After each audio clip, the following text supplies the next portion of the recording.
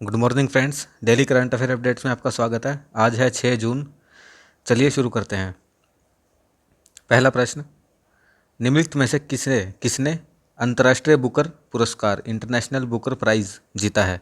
David डियोपो, Douglas Stuart, अन्ना Burns या Margaret Atwood? बताइए।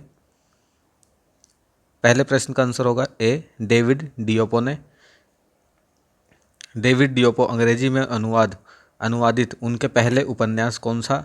At night आज ब्लड इज ब्लैक, रात को सब खून काला, एक अनुवादित फिक्शन के लिए अंतर्राष्ट्रीय बुकर पुरस्कार जीतने वाले पहले फ्रांसीसी उपन्यासकार बन गए हैं।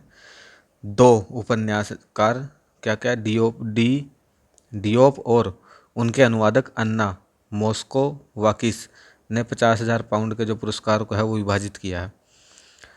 ये जो बुकर पुरस्कार है ये पहले मैन बुकर अंतर्राष्ट्रीय पुरस्कार के रूप में जाना जाता था। 2005 से यह दिया जा रहा है, जो पहली बार अल्बानिया लेखक इस्माइल कदरे ने जीता था।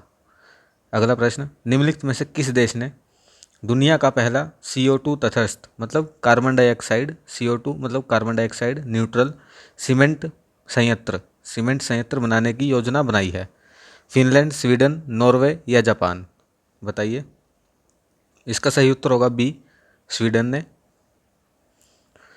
देखिए, दुनिया की दूसरी सबसे बड़ी सीमेंट निर्माता कौन? हिडलबर्ग सीमेंट कार्बन कैप्चर तकनीक के माध्यम से 2030 तक स्लाइट में अपनी स्वीडिश फैक्ट्री को दुनिया की सब पहली CO2 न्यूट्रल सीमेंट प्लांट बनाने की योजना बना रही है। नियोजित रेट्रोफिट के बाद जिसकी लागत कम से कम कितने 100 मिलियन यूरो है। यह प्रतिवर्ष 1.8 मिलियन टन कार्बन डाइऑक्साइड की कटौती करने में सक्षम होगा। स्वीडन की राजधानी है स्टॉकहोम। क्रोना, जी हाँ, कोरोना नहीं, क्रोना KRONA, क्रोना जो है ये इसकी मुद्रा है, आधिकारिक मुद्रा स्वीडन की। इसके नाम के कारण यह इंपॉर्टेंट हो जाती है। स्वीडन के वर्तमान प्रधानमंत्री हैं स्टीफन लोफवेन। आप साथ के साथ स्कोर करते रहिए। निम्नलिखित में से किसने बेलग्रेड ओपन जीता? Belgrade open tennis tournament, Rafael Nadal, Daniel Medvedev, Novak जोकोविच या एंडी मरे? इसका सही उत्तर होगा सी, नोवाक जोकोविच ने। सर्बिया के ये खिलाड़ी हैं। दुनिया के नंबर 1 नोवाक जोकोविच ने बेलग्रेड ओपन में घरेलू धरती पर जीत के साथ अपने करियर का कौन सा 87वां खिताब जीता? सर्बियाई सुपरस्टार ने सर्बिया के हैं नोवाक टेनिस सेंटर में स्लोवाकिया क्वालिफायर और पहली बार ATP टूर फाइनलिस्ट एलेक्स मोल्कन को 88 मिनट में 6-4 और 6-3 से हराया। अगला प्रश्न, निम्नलिखित में से किसने international business book of the year award 2021 जीता? Business book of the year award 2021? Nitin Rakesh, Jerry Wind, David Diop या ए और बी दोनों ने? देखिए, जो ये डियोपो हैं ये तो वो मैन बुकर वाले हैं, तो आपकी रिवीजन के लिए मैंने डाला था। इसका आंसर होगा डी, ए और बी दोनों। कौन सी बुक लिखी इन्होंने? नितिन राकेश और जेरी विंड ने international business book of the year award 2021 जीता। लेखकों ने इस सप्ताह अपनी हाल ही में लॉन्च की गई पुस्तक transformation in times of crisis के लिए 2021 का प्रतिष्ठित international business book of the year award जीतकर इतिहास रच दिया। जो ये टाइम्स ऑफ क्राइसिस बुक है, इसमें क्या बताया गया है? उद्यमी और व्यापार मालिकों को वह ज्ञान देती है जो संकट में भी उनके व्यवसाय को फलने फूलने में मदद कर सकती है। पांचवा प्रश्न, निम्नलिखित में से कौन सा आयोग कोविड-19 से प्रभावित बच्चों के लिए ऑनलाइन पोर्टल बाल स्वराज, कौन सा? बाल स्वराज, इसको तैयार कर रहा है? राष्ट्रीय महिला आयोग, अल्पसंख्यकों के लिए राष्ट्रीय आयोग, अनुसूचित जनजाति के लिए या राष्ट्रीय बाल अधिकार संरक्षण आयोग? जी हाँ, इसका सही उत्तर होगा डी, NCPCR। डी, कोविड-19 से प्रभावित बच्चों के संबंधित बढ़ती समस्याओं को देखते हुए राष्ट्रीय बाल अधिकार संरक्षण आयोग ने देखभाल और सुरक्षा की आवश्यकता वाले बच्चों के लिए एक ऑनलाइन ट्रैकिंग पोर्टल कौन सा? बाल स्वराज तैयार किया है। कोविड केयर लिंक, जिन बच्चों ने पारिवारिक समर्थन खो दिया है या निर्वाह के लिए स्पष्ट साधन नहीं है, वे किशोर न्याय अधिनियम 2015 की धारा 2-14 के तहत देखभाल और संरक्षण की आवश्यकता वाले बच्चे हैं, ऐसे बच्चों के लिए अधिनियम के तहत दी गई सभी प्रक्रियाओं का पालन किया जाना चाहिए। बच्चों की भलाई और सर्वोत्तम हित सुनिश्चित करना इस अधिनियम में है। छठा प्रश्न, विश्वामित्री नदी परियोजना, विश्वामित्री रिवर प्रोजेक्ट, हाल ही में यह न्यूज़ में था, यह किस स्टेट से, किस राज्य से संबंधित है? गुजरात, महाराष्ट्र, मध्य प्रदेश या उत्तर प्रदेश? सही उत्तर होगा ए, गुजरात से। कंटेक्स्ट क्या है? एनजीटी नेशनल ग्रीन ट्रिब्यूनल ने उसकी प्रिंसिपल बेंच ने हाल ही में वडोदरा नगर निगम, गुजरात और अन्य अधिकारियों को विश्वामित्री नदी कार्य योजना को लागू करने का निर्देश दिया है। इसमें क्या सीमांकन, वृक्षारोपण, नदी की अखंडता को बनाए रखने जैसे तैयारियां शामिल हैं? मगरमच्छ, कछुए और अत्यधिक संरक्षित प्रजातियां नदी के कई हिस्सों में प्रजनन कर रही हैं। निम्नलिखित में से किस संस्थान ने एशिया की पहली अंतर्राष्ट्रीय स्मृति अध्ययन कार्यशाला, क्या एशिया की पहली इंटरनेशनल मेमोरी स्टडीज़ वर्कशॉप, यह रिसेंटली मेजबानी की इसकी? आईआईटी मद्रास, मुंबई, गुवाहाटी या रुड़की? इसका सही उत्तर होगा ए, आईआईटी मद्रास ने। देखिए, भारतीय प्रौद्योगिकी संस्थान मद्रास के स्मृति अध्ययन केंद्र ने हाल ही में एशिया की पहली अंतर्राष्ट्रीय स्मृति अध्ययन कार्यशाला की मेजबानी की। Indian network for memory studies INMS, यह है जो इंटरनेशनल मेमोरी स्टडीज़ एसोसिएशन कहाँ की? एम्स्टर्डम कहाँ की राजधानी, आप बताइए कमेंट करके, के तत्वाधान में एशिया में पहला ऐसा राष्ट्रीय नेटवर्क है। देखिए, international day for fight against illegal, unreported, unregulated fishing, अवैध, गैर रिपोर्टेड और अनियमित मत्स्य पालन के खिलाफ लड़ाई के लिए अंतर्राष्ट्रीय दिवस किस तारीख को मनाया गया? 3 जून, 4 जून, 5 जून या 6 जून? सही उत्तर होगा सी, 5 जून।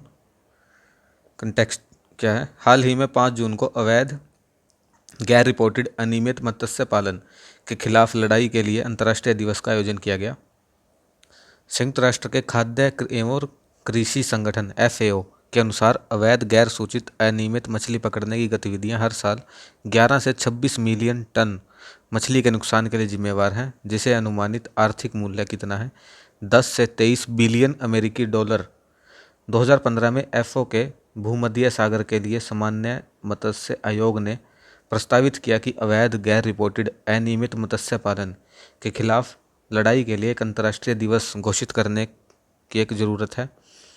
व्यापक विचार विमर्श के बाद मत्स्य पालन पर FAO समिति के 32वें सत्र के ध्यान पर एक प्रस्ताव प्रस्तुत किया गया। दिसंबर 2017 में संयुक्त राष्ट्र महासभा ने मत्स्य पालन पर अपने वार्षिक प्रस्ताव में 5 जून को यह दिवस के रूप में मनाने के लिए घोषित किया।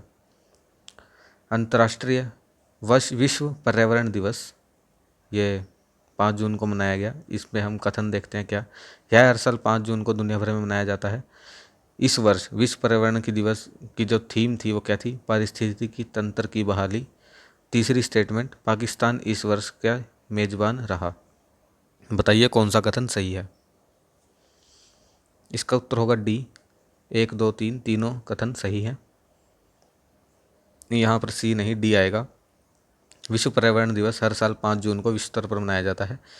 यह दिन पर्यावरण की रक्षा के बारे में जागरूकता बढ़ाने और लोगों को प्रकृति के हल्के में न लेने की याद दिलाने के लिए बनाया जाता है।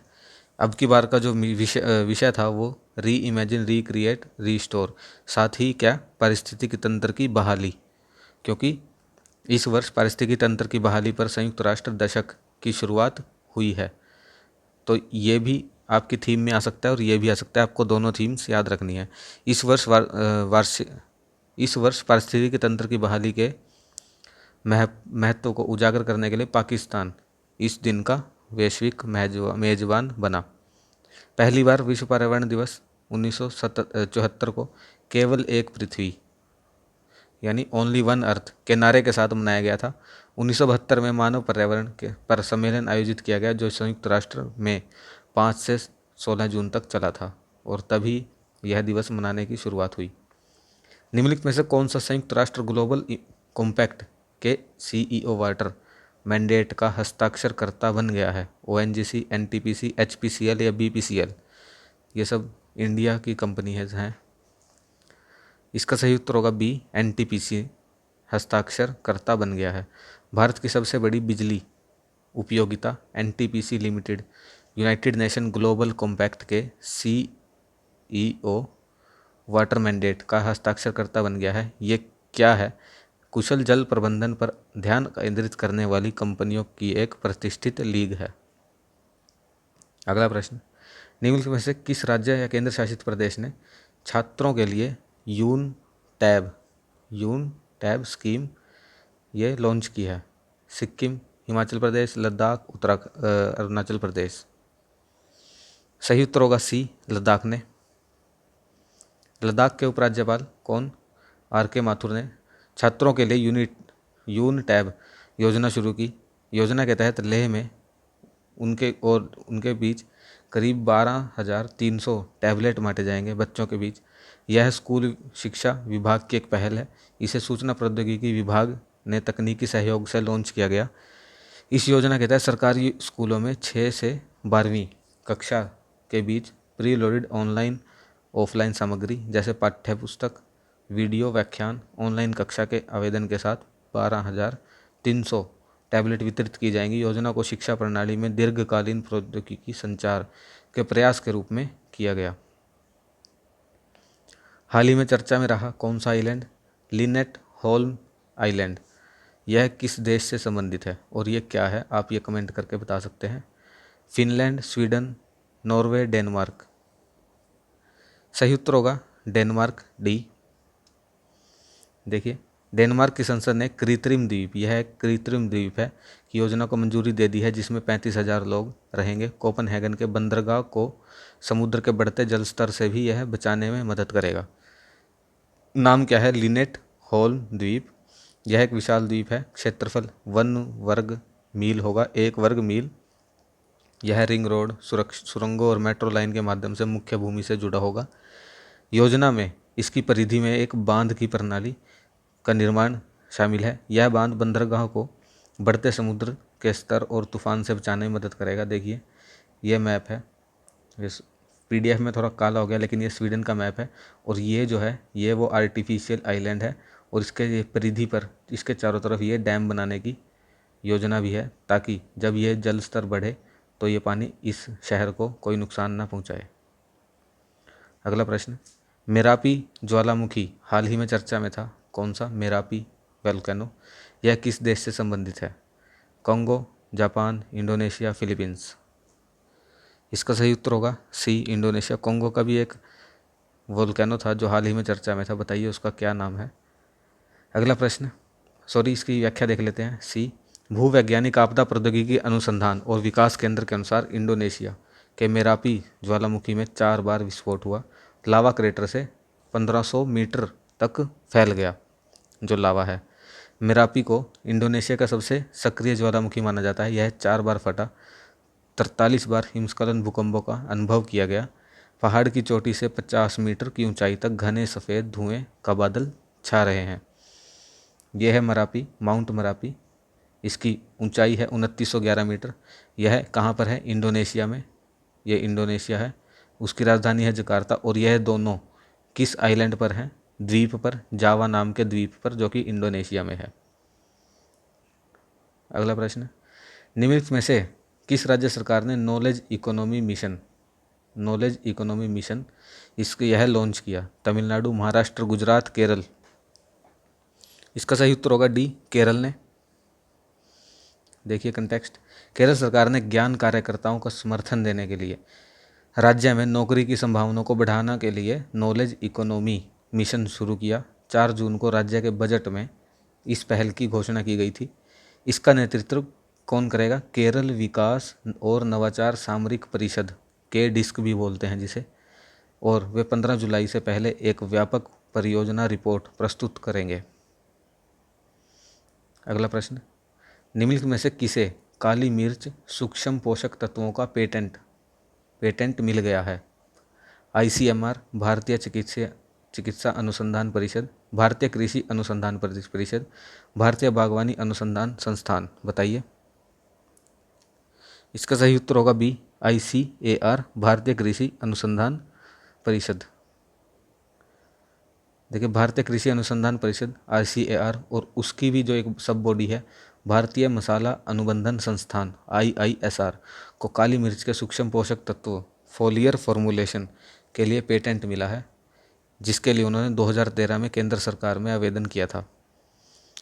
काली मिर्च के लिए सूक्ष्म पोषण मिश्रण को पत्ती में जस्ता, मैग्नीशियम और बोरोन जैसे माध्यमिक सूक्ष्म तत्वों के इष्टतम अनुपात को बनाए रखने हेतु काली मिर्च की फसल की आवश्यकताओं को पूरा करने के लिए डिज़ाइन किया गया था। विश्व सतत विकास शिखर सम्मेलन 2021, वर्ल्ड सस्टेनेबल डेवलपमेंट समिट 2021, यह किस थीम के अंदर इसको आयोजित किया गया? थीम बतानी है।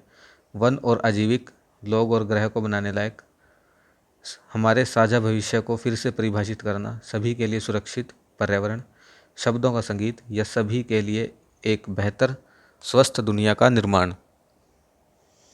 सही उत्तर होगा बी। देखिए, विश्व पर्यावरण दिवस की पूर्व संध्या 4 जून को विश्व सतत विकास शिखर सम्मेलन आयोजित किया गया। विषय था हमारे सामान्य भविष्य के लिए को फिर से परिभाषित करना, सभी के लिए सुरक्षित पर्यावरण।